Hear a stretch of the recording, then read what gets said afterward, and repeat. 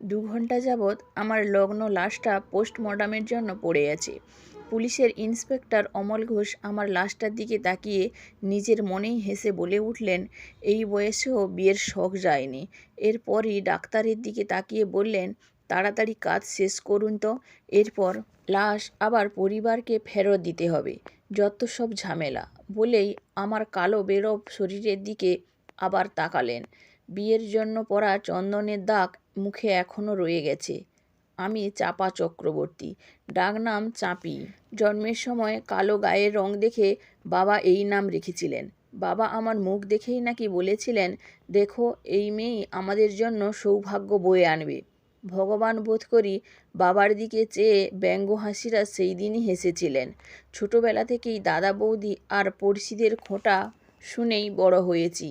হেসেলে ঢুকলে বৌদিরা পাতিলের তলায় সাথে আমার তুলনা করতে পারলেই যেন সার্থক হতেন।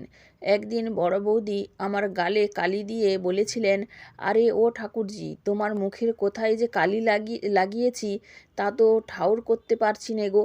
এ নিয়ে বাড়ির সবার কি হাসাহাসি। আমিও সবার সাথে হেসেছিলাম। ওসব কথা এখন আর আমার গায়ে লাগে না। তবে মায়ের বোধ হয় সহ্য হলো না। সারা রাত মুখে আঁচল গুঁজে কেঁদেছিলেন। জীবনে প্রথম ভালোবাসা ছিল রবিদা। ছোট থাকতে পাশের বাড়ির সুধা কাকিমার বাড়ির প্রায় দৌড়ে চলে যেতাম আর রবিদার কাছে রাজ্যের গল্প শুনতাম। প্রায় পাঠশালা ফাঁকি দিয়ে তার বই পড়তাম। একদিন রবিদা আমার হাত ধরে বলেছিলেন, হ্যাঁ রে চাঁপি, বড় হয়ে আমায় বিয়ে করবি? সেদিন লজ্জায় কিছু বলতে পারিনি মুখ ফুটে। ঘরে ছুটে এসেছিলাম। এরপর থেকে রবিদার সামনে যেতে ভারী লজ্জা পেতাম। তখন থেকে সেই ছিল আমার কল্পনার রাজকুমার। বড় হতে থাকি আর কল্পনার রাজ্য বিস্তৃত হতে থাকে। কল্পনার সবটাই ছিল রবিদাকে ঘিরে। ভাবতাম রবিদার কল্পনাও বুঝি আমায় নিয়ে। কিন্তু সে কল্পনা বেশি দিন টিকল না। যখন জেনেছিলাম আমার সই সুহেলির সাথে ওর বিয়ে ঠিক হয়েছে, ছুটে গিয়ে রবিদাকে শুধিয়েছিলাম, তবে বললে কেন আমায় বিয়ে করবে? রবিদা ঘর ফাটানো হাসি হেসে বললেন, সে তো মজা করেছিলাম। তোর মতো কালীকে কে বিয়ে করবে রে? আমিও রবিদার সাথে হেসেছিলাম। তাকে যে সত্যিই ভালোবেসেছিলাম সেই লজ্জা ঢাকতে। ফিরে আসার সময় নির্লজ্জের মতো হাসতে হাসতে বলেছিলাম, রবিদা, তোমার বিয়েতে কিন্তু আমায় একখানা লাল পেড়ে শাড়ি দিতে হবে, বলে রাখলাম। রবিদা সেই কথাখানা রেখেছিল। শাড়িখানা পরে নিজেকে আয়নায় কয়েকবার দেখেছিলাম। সত্যিই রবিদার পাশে আমি বড্ড বেমানান। কি রাজপুত্রর মতো চেহারা ওর। খুব কেঁদেছিলাম সেদিন। ভগবানের উপরও বড্ড রাগ হচ্ছিল। আমার দাদা দিদিরা তো কত সুন্দর, আর আমায় গড়ার সময় বুঝি ভগবানের সাদা রঙের কমতি পড়ল। বাবা আমার বিয়েরও তোড়জোড় শুরু করলেন। 15তে পা দিয়েছি। এখন বিয়ে না দিলেই নয়। কিন্তু একখানাও বাবার পছন্দ মতো প্রস্তাব আসে না। আমি কালো বলে। কোনো ছেলের 2 বউ। কারো বয়স বাবার চেয়েও বেশি, কারো আবার পণ বেশি চাই। বৌদিরা বলাবলি করে, ঠাকুর মশাই ঠাকুরঝির জন্য কোনো রাজপুত্রের আশায় বসে আছে গো। যে গায়ের রঙের ছিরি। আস্তে আস্তে আমার বয়স বাড়তে থাকে। বয়স 25-এ এসে ঠেকেছে। ছেলে পক্ষের সামনে নিজেকে হাজির করতে করতে আমি বড় ক্লান্ত। কোনো শুভ অনুষ্ঠানে আমায় যেতে বারণ। পাছে তাদের কোনো অমঙ্গল হয়। আমি যে অপয়া, অলক্ষ্মী। 25-এ এসেও একখানা বর জুটাতে পারলাম না। সবচেয়ে বেশি কষ্ট পেয়েছিলাম যেদিন বড় দিদি ওর মেজো মেয়ের বিয়েতে আমায় ছাড়া সবাইকে নেমন্তন্ন করেছিল। আমি একখানা শাড়ি ঠিক করে রেখেছিলাম ওর বিয়েতে পরব বলে। কিন্তু বিয়ের দিন শুনি আমার নেমন্তন্ন নেই। এ কথা শুনে মাও আর যায়নি। সারা রাত মায়ের বুকে মুখ গুঁজে কেঁদেছিলাম। মায়েরও ভারী কষ্ট হয়েছিল সেদিন। আজ আমার বিয়ে। 37-এ এসে অবশেষে একখানা বর জুটাতে পারলাম।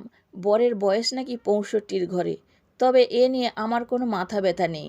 পুরুষের আবার বয়স কী গো? তাছাড়া শুনেছি সে নাকি ভারী সুপাত্র।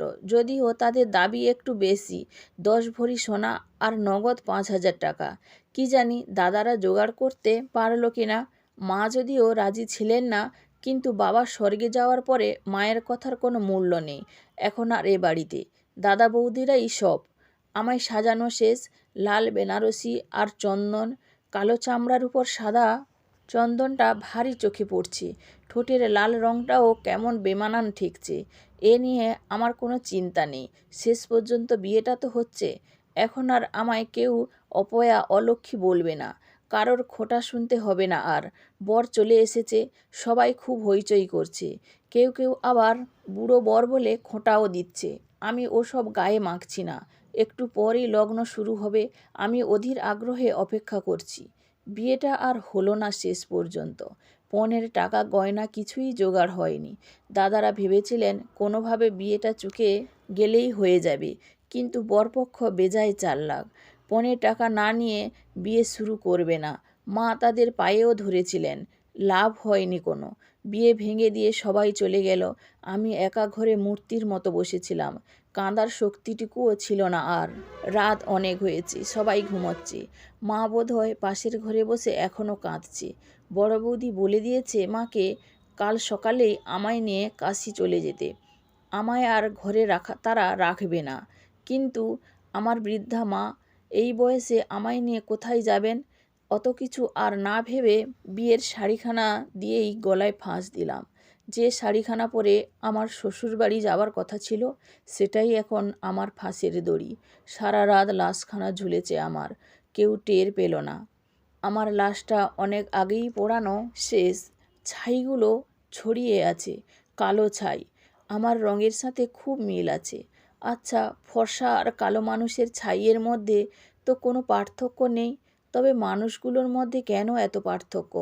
মৃত্যুর পর তো এই কালো রঙেই সবাইকে ফিরতে হবে, ওরা সবাই তা জানে, তবুও ওরা আমায় ঘৃণা করত, বড্ড ঘৃণা করত।